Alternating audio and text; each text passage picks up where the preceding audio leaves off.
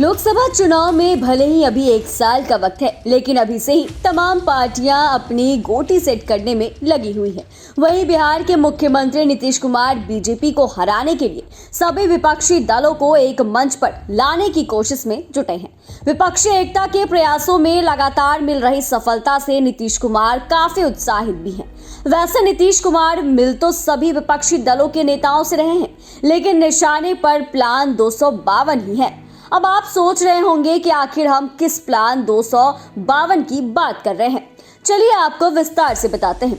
दरअसल नीतीश कुमार मिल तो सभी विपक्षी दलों के नेताओं से रहे हैं, लेकिन उनके निशाने पर बिहार, झारखंड, बंगाल, उड़ीसा, दिल्ली और महाराष्ट्र प्रमुख रूप से है। बिहार में लोकसभा की 40 सीटें हैं, झारखंड में 14, बंगाल में 42, महाराष्ट्र में 48, उड़ीसा में 21, यूपी में 80 और दिल्ली में 7 सीटें हैं। यानी बिहार समेत अब तक नीतीश ने जिन नेताओं से मुलाकात की है या करने वाले हैं, वहां लोकसभा की कुल सीटें 252 होती है। देश में लोकसभा की 543 सीटें हैं। दक्षिणी राज्यों की सीटों को भी शामिल कर ले तो तकरीबन कुल सीटों में आधी से अधिक विपक्षी दलों के प्रभाव वाले राज्यों में है।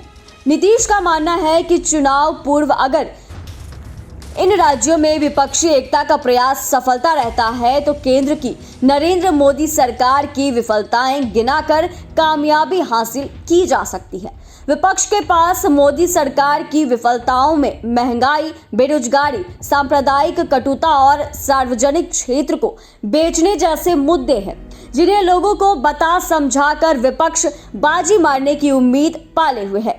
जो विपक्षी दल सभी एकता प्रयास में शामिल नहीं हो पाएंगे, संभव है कि जीत के बाद वे मजबूत विपक्ष के साथ बाद में आ जाएं।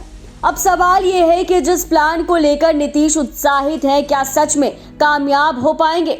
सबसे पहले बिहार की बात करें तो बिहार में सत्ता दलों का मजबूत गठबंधन है। सभी दलों के मिलते रहे वोट शेयर को सम्मिलित कर दें तो तकरीबन 80% वोटों पर विपक्षी दलों का कब्जा है। अगर सीटों की शेयरिंग पर सवाल आसानी से सुलझ गया तो विपक्ष बाजी मार सकता है। इसीलिए कि बीजेपी के साथ रहते नीतीश देख चुके हैं कि 40 में 39 सीटों पर 2019 में एनडीए ने बाजी मार ली थी।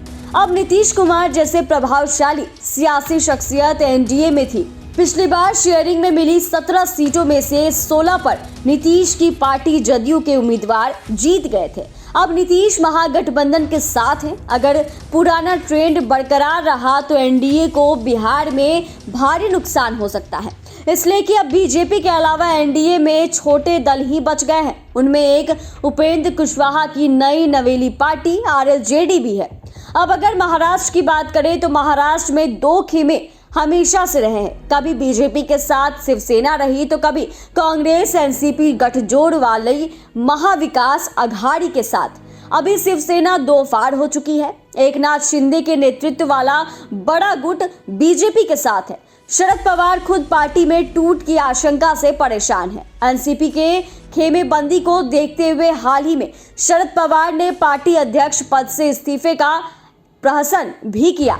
चर्चा भी थी कि शरद पवार के भतीजे अजित पवार बीजेपी के साथ मिला सकते हैं अपना हाथ। बहरहाल अभी एनसीपी एकजुट है, लेकिन टूट के खतरे की आहट मिल चुकी है। अब यूपी की गणित समझे तो नीतीश कुमार यूपी के पूर्व मुख्यमंत्री और समाजवादी पार्टी के प्रमुख अखिलेश यादव से उम्मीद पाले हुए हैं कि वे भूल रहे हैं कि यूपी में योगी आदित्यनाथ का प्रभाव ऐसा है कि वहां दूसरे की गुंजाइश बन पाना फिलहाल तो असंभव दिखता है। साल 2019 में हुए लोकसभा चुनाव की बात करें तो यूपी की 80 संसदीय सीटों पर हुए चुनाव में बीजेपी के समीकरण के सामने विपक्षी दलों के सारे दांव फेल हो गए थे। भाजपा ने 78 सीटों पर चुनाव लड़ा था और 2 सीटें अपने सहयोगी दल को दी थी। इनमें 62 सीटों पर बीजेपी की जीत हुई। बीजेपी के सहयोगी दल एस को दोनों सीटों पर कामयाबी मिल गई। सपा और बसपा ने गठबंधन बनाकर चुनाव लड़ा, लेकिन करिश्मा नहीं दिखा पाए। बसपा के खाते में 10 सीटें आई। ऐसे में नीतीश कुमार को अखिलेश से अधिक उम्मीद बेईमानी लगती है। पश्चिम बंगाल में भी बीजेपी का जनाधार जिस तेजी से बढ़ रहा है, उसे लेकर टीएमसी नेता और सीएम ममता बनर्जी खुद परेशान है। उन्हें 2019 में बीजेपी से कड़ी चुनौती मिल चुकी है।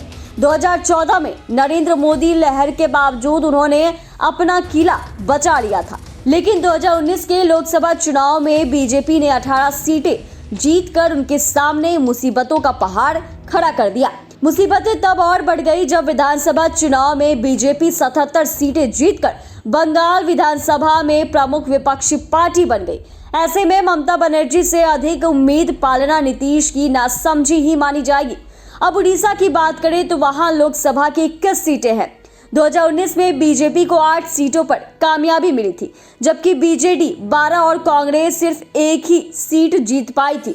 उड़ीसा के सीएम नवीन पटनायक से नीतीश कुमार की मुलाकात तो हो गई, लेकिन बाद में पटनायक ने साफ कर दिया कि दोस्ताना भेंट थी, कोई राजनीतिक चर्चा नहीं हुई। ऐसे में नीतीश को उड़ीसा से भी किसी तरह की उम्मीद नहीं दिखाई दे रही है। हालांकि अब देखना बड़ा दिलचस्प होगा कि नीतीश कुमार का मेहनत कितना रंग लाता है।